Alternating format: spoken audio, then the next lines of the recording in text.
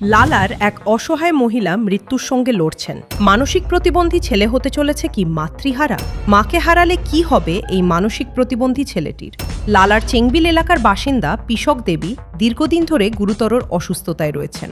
বর্তমানে তিনি এতটাই অসুস্থ যে বিছানা থেকে উঠতেও পারছেন না বলে স্থানীয়রা জানিয়েছেন। সবচেয়ে হৃদয় বিদারক বিষয় হলো তার স্বামী আর বেঁচে নেই। তার একমাত্র ছেলে মানসিক প্রতিবন্ধী হওয়ায় স্বাভাবিকভাবে কাজ করে সংসার চালাতে পারেন না। অনেক সময় একবেলার খাবার জোগাড় করাও তাদের পক্ষে কঠিন হয়ে পড়ে।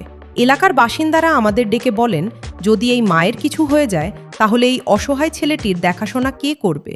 এই মানবিক আবেদন নিয়েই তারা বিষয়টি সকলের সামনে তুলে ধরতে চেয়েছেন।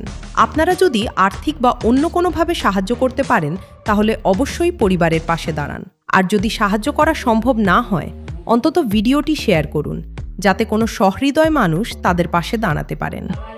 ঘরের কিনারে এই যে অসুস্থ, তাই একটু সাহায্য করে দেন আর কি, সবাই মিলিয়া। তার ছেলেও তো একটু অবামুখা, আচ্ছা তার আচ্ছা অবস্থা খারাপ, একটু সাহায্য করে দেন সবাই, অনুরোধ করে কইলাম।